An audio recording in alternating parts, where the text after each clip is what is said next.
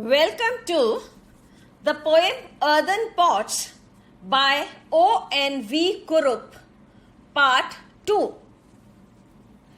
कविता earthen pots जिसके कवि O.N.V. कुरुप हैं के दूसरे भाग में आपका स्वागत है. In this part, we shall discuss lines 16 to 28. इस भाग में हम 16 से 28 तक की पंक्तियों पर चर्चा करेंगे. Let's see the original lines of the poem. Even our makers do not know where tomorrow we shall be. Hundreds like us who are crowded here are waiting for some unknown buyer to lift us up one by one and hold us to the ear and with a finger stroke quality test us by the sound. If satisfied, he buys one and walks away, followed by our sighs that bind us in one thought of woe, an intense sense of loss of one who was among us and of us takes hold of us. Ah, when does our turn come to depart? And when it comes, who would be the first to leave? ये कविता की मूल पंक्तियां हैं 16 से 28 तक. Let's see the explanation of these lines. आइए अब इनका explanation देखते हैं. The pots have been shown as reflecting over the lack of identity and their consciousness to this fact. The pots are reflecting or they are projecting the idea, the pain or the feelings that they are suffering from. This is part 2 of the poem. In the previous part, which was in the previous discussion or previous video, we had seen how the pots feel the lack of identity, the quest of identity, and how they feel in comparison to the goblets in which wine is served, the golden goblets. ये चर्चा का दूसरा भाग है. इससे पहले वाले भाग में अर्थात इससे पहले वाले वीडियो में हमने ये देखा था कि मटके ये चर्चा कर रहे हैं कि आइडेंटिटी का न होना या आइडेंटिटी की तलाश क्या होती है, उसमें कितना दर्द समाया हुआ होता है. और वो अपनी तुलना जब उस गोल्डन गॉबलेट से करते हैं, उस सुंदर कीमती सजावट युक्त सुराही से करते हैं जिसमें मदिरा परोसी जाती है, तो उनको अपनी कीमत कम नजर आती है क्योंकि वहां पर क्लास डिस्टिंक्शन, वर्ग भेद बहुत स्पष्ट रूप से सामने आ जाता है. The pots have been shown as reflecting over the lack of identity and their consciousness to this fact. In addition to discovering the theme of lack of distinctiveness, Kurup also examines the theme of the uncertainty of future and unknown destiny. Now, on one hand, the poet is talking about the lack of identity, and in addition to discovering the theme of this lack of distinctiveness, this lack of and individuality, the poet O.N.V. Kurup also reflects or explores the theme of the uncertainty of future and unknown destiny, that nothing is known about what's going to happen tomorrow or in the future. This uncertainty is very strongly pronounced in each and everybody's life, and it applies to each and every non-living thing as well. यहाँ पर कवि O.N.V. कुरूप ने जहां एक ओर missing identity, search for identity, अस्तित्वहीनता या अस्तित्व की तलाश के बारे में चर्चा की है, वहीं उन्होंने एक और आयाम की ओर हमारा ध्यान आकर्षित किया है, वो है भविष्य की अनिश्चितता। कल क्या होगा हमें कुछ नहीं पता है। Our destiny is unknown, our destiny is obscure. हमारा भविष्य, हमारा भाग्य हमसे छुपा हुआ है। उस भाग्य को जिसको हम देख नहीं पाते हैं, जान नहीं पाते हैं, हम सबको एक बहुत बड़े प्रश्न चिन्ह की तरह जीना होता है, और ये हर जीवित और निर्जीव चीज पर लागू होता है। Throughout the poem, Kurup demonstrates indistinguishable or unidentifiable earthen pots. Now, throughout the poem, he demonstrates the indistinguishable or unidentifiable earthen pots. वो पूरी कविता में ऐसे घड़ों की, ऐसे मटकों की चर्चा करते हैं जिनमें कोई अलग बात नहीं है, जिनकी कोई व्यक्तिगतता नहीं है, जिनको आप एक से दूसरे को अलग करके पहचान नहीं बना सकते, आप पहचान नहीं सकते हैं क्योंकि उनकी अपनी कोई पहचान अलग है ही नहीं।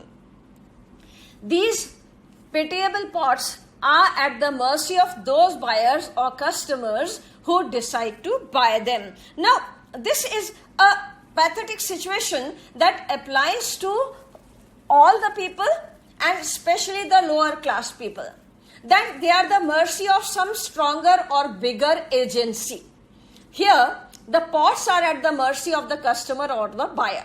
In the same manner, the people of lower strata of society or the downtrodden, they are at the mercy of the higher ups.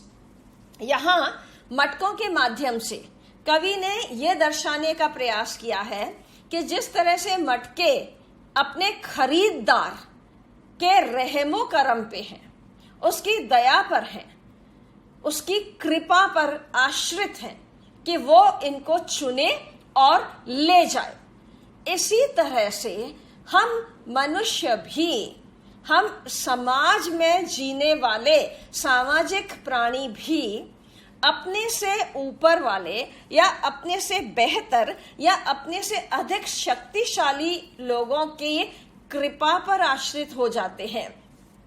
कई बार हमें अपने अस्तित्व को प्राप्त करने के लिए या अपने लिए जीवन में कुछ अच्छा पाने के लिए अपने से ज्यादा दमदार या अपने से ज्यादा शक्तिशाली या अपने से ज्यादा सुविधा संपन्न, साधन संपन्न व्यक्तियों के ऊपर निर्भर होना पड़ता है। The earthen pots interrogate and discuss their destiny as they contemplate or think with intensity what change the next day will bring to their existence. Now here, the earthen pots, they are interrogating each other.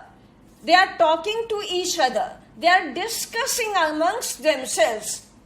They are contemplating. यहाँ पर मटकों को एक दूसरे से सवाल जवाब करते हुए दिखाया गया है। वो चर्चा कर रहे हैं, वो विषय का मंथन कर रहे हैं, और they think with intensity what change the next day will bring to their existence, and they are thinking about what is going to happen the next day to us, कल हमारे साथ क्या क्या होना संभावित है। ये उन संभावनाओं पर प्रश्न कर रहे हैं, एक दूसरे के प्रश्नों का उत्तर दे रहे हैं, चिंतन मनन कर रहे हैं। यानी कि कल एक बहुत बड़ा सवाल है, एक बहुत बड़ा प्रश्न है, कल क्या होगा, कल हमारा क्या होगा। What will happen tomorrow? What will happen to me tomorrow? Where will I be tomorrow? What will I become tomorrow? कल मैं क्या हो सकता हूं, कल मेरा क्या हो सकता है। इस तरह के प्रश्न हर व्यक्ति के मन में होते हैं, हर वस्तु का भी यही हाल है। कुरुप has created a beautiful and meaningful picture of the waiting pots, and these pots that are waiting for being lifted. This picture that the poet O.N.V. Kurup has created is very beautiful.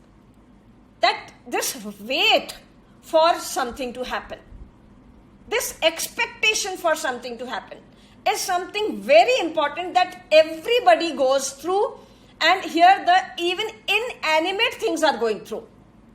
यहां कवि O.N.V. कुरुप ने जो भाव दर्शाया है कि हम सब प्रतीक्षारत हैं, क्या होगा, कल क्या होगा, आगे क्या होगा, भविष्य में क्या होगा।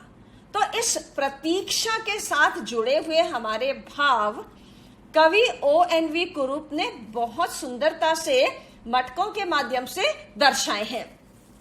He portrays hundreds of earthen pots waiting for an unknown buyer to select them. And these hundreds of pots, they are waiting for an unknown buyer to select them.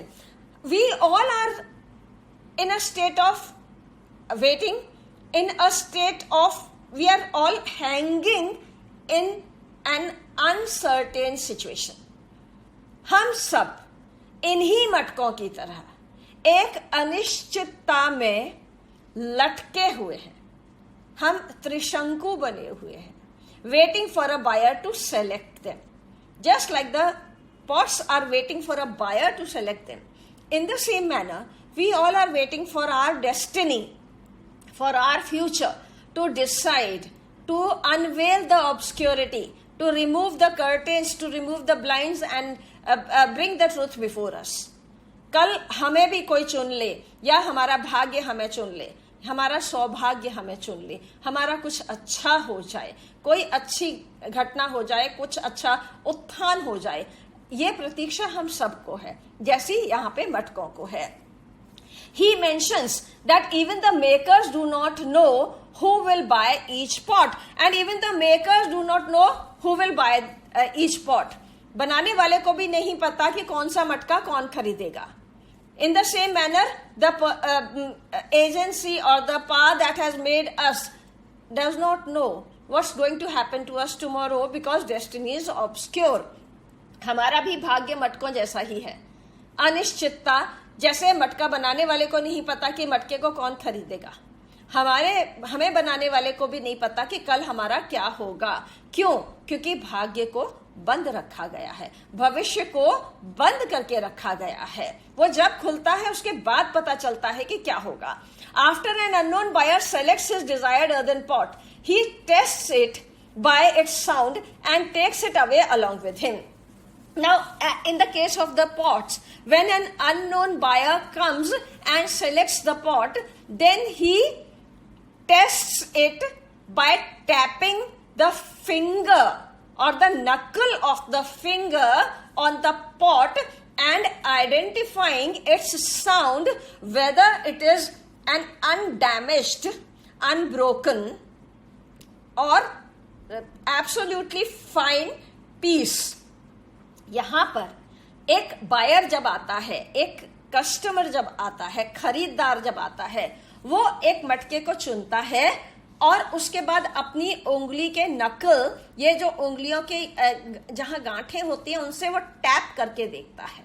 और टैप करके वो एक विशेष तरह की ध्वनि होती है जिससे ये पता चलता है कि मटके में नुक्स नहीं है या मटका चटका हुआ नहीं है, टूटा हुआ नहीं है, इसमें लीकेज नहीं होगी। इस तरह से मटके की जांच की जाती है उस आवाज के माध्यम से, और फिर वो बायर उसको बाय करके, खरीदार उसको खरीद करके ले जाता है। The other pots on the shelf are left behind, and the other pots, they are left behind. They remain, they are in a state of again pendency. यहां जो एक मटका सेलेक्ट हो जाता है, बाकी के सारे मटके फिर पेंडिंग में रह जाते हैं, फिर प्रतीक्षा की लंबी लाइन में खड़े हो जाते हैं। They collectively mourn the loss of the chosen pot as they suffer from its departure. But they mourn the loss of the pot that has left their bandwagon, that has left their group, because they suffer from the concept of departure. एक मटके के जाने के बाद जो बचे हुए मटके होते हैं, अनचोजन मटके होते हैं, वो कलेक्टिवली एक समूह में उस गए हुए मटके के विचोह को महसूस करते हैं और उससे वो अपनी पीड़ा दर्शाते हैं कि हमारा साथी था, हमारे बीच में था, बहुत अच्छे से हमारे साथ शांतिपूर्वक रह रहा था और उसे कोई लेकर के चला गया, हम में से हमारा एक साथी कम हो गया। The poem ends with the pots questioning their destiny by asking, when does our turn come to depart? And when it comes, who would be the first to leave? The poem ends with the pots questioning their destiny. Now, where O.N.V. Kurup ends the poem, he asks a question which is voiced by the pot. कविता के अंत में मटके के माध्यम से एक प्रश्न कवि O.N.V. कुरूप ने पूछा है, और वो प्रश्न क्या है? When does our turn come to depart? And when it comes, who would be the first to leave? When does our turn come? That is, one by one, we all are being chosen or lifted from this place. यहां ये प्रश्न मटके पूछते हैं कि हमें एक एक करके चुना जा रहा है, उठाया जा रहा है यहां से, and to depart, and we are chosen to depart, हमें उठाया जा रहा है यहां से डिपार्ट होने के लिए, बाकी सारे ग्रुप से या बाकी सारे समूह से अलग होने के लिए। And when it comes, and when it comes, when the occasion comes, जब बारी आएगी, who will be the first to leave, जब जाने की बारी आएगी तो जाने वाला पहला कौन होगा, अर्थात किसका चयन होगा, कौन सा मटका चुना जाएगा, कौन सा मटका उठाया जाएगा और ले जाया जाएगा। ये प्रश्न यहां मटकों के बीच में डिस्कस करते हुए ये इस प्रश्न के साथ उसने कविता को समाप्त किया है। The theme of unknown destiny relates to some of the other issues presented throughout the poem. Here, the theme is not limited to the obscure destiny. यहां पर केवल एक ऐसी भाग्य का आयाम जिसमें भाग्य के पर्दे के पीछे छुपा होना या मुट्ठी में बंद होना, इस तरह का जो भाव कवि ने दर्शाया है, इसके अलावा भी कविता में बहुत सारे और बातें हैं जिनकी चर्चा कवि ने करने का प्रयास किया है।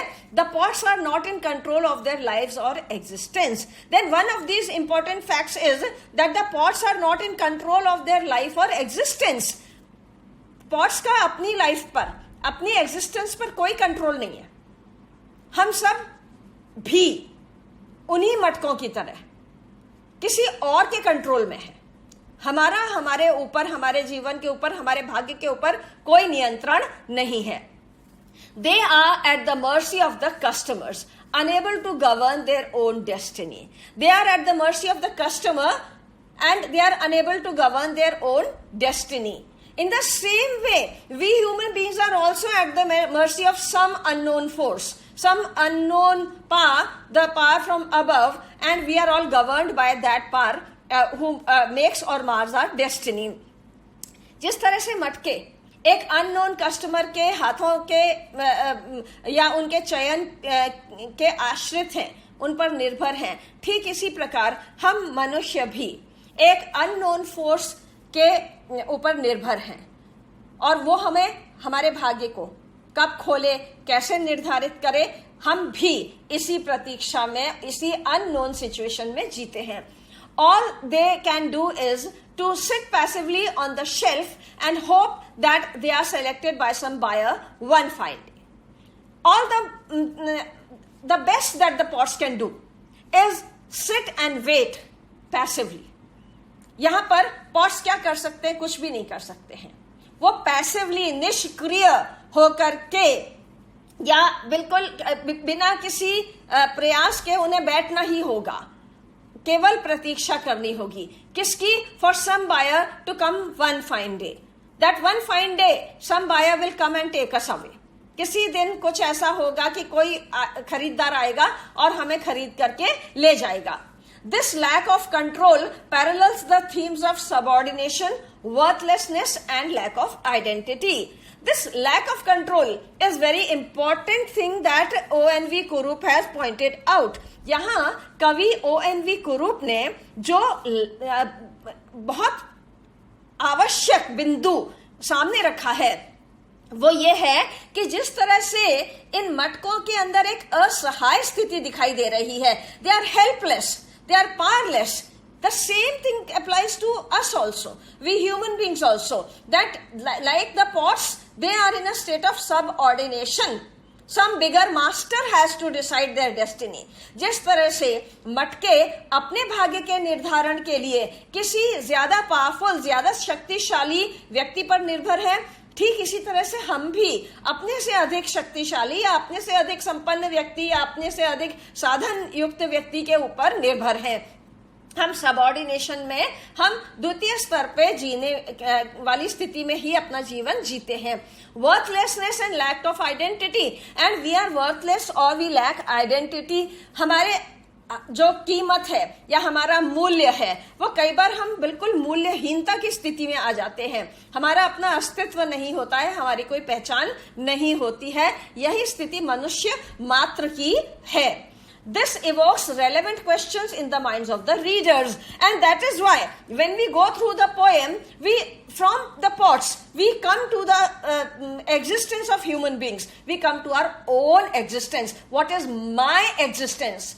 Am I not the pot in the poem? ये जो भाव है ये धीरे धीरे हमारे मस्तिष्क में एक प्रश्न को बढ़ाता चला जा रहा है, और उस प्रश्न का जैसे जैसे विस्तार होता चला जा रहा है वैसे वैसे पाठक ये सोचता चला जाता है कि क्या मेरी स्थिति या मेरी गति उस मटके जैसी नहीं है? तो क्या मैं ही वो मटका नहीं हूं जो अपने अस्तित्व के लिए, अपनी पहचान के लिए या अपने होने के लिए, अपने आप को पहचानने के लिए उतना ही परेशान है जितना कि ये यहाँ पर इस कविता का मटका है? यही प्रश्न हमारे मन में भी उठ गया है. The poem has a powerful meaning. Kurup has delivered an intense idea in a very unpretentious manner, using a very domestic example of the earthen pots very effectively. The poet O.N.V. Kurup has delivered a very intense idea. इस कविता में कवि ने, O.N.V. कुरूप ने एक बहुत ही intense, बहुत ही गहन बात कही है. इतनी गहन बात कही है कि हम जब सोचने पे आते हैं तो हम इसकी गहराई में उतरते चले जाते हैं. In a very unpretentious manner, and the way he has taken up the topic, it is very unpretentious. बहुत ही सहज भाव से उन्होंने इस प्रश्न को सामने ला करके खड़ा कर दिया है. Using a very domestic example of the earthen pots, and the example taken is of the earthen pots, nothing more than that, nothing bigger than that. और उदाहरण भी कितना साधारण लिया है. एक मिट्टी का मटका, एक मिट्टी का घड़ा जो एक प्रश्न लेकर के खड़ा हुआ है. and it is used very effectively, and so effectively, so beautifully the question has been conveyed, the theme or the idea has been conveyed, और इतने सुंदरता से, इतने प्रभावशाली ढंग से उन्होंने इस प्रश्न को या इस भाव को सामने रखा है कि जो मटके की स्थिति है वही मनुष्य मात्र की स्थिति है, वही आपकी स्थिति है, वही मेरी भी स्थिति है। ये यहाँ पर कवि ने बताने का प्रयास किया है। With this we end the poem Earthen Pots by O.N.V. Kurup। इसके साथ ही कविता O.N.V. कुरूप द्वारा रचित Earthen Pots समाप्त होती है। थैंक यू, धन्यवाद।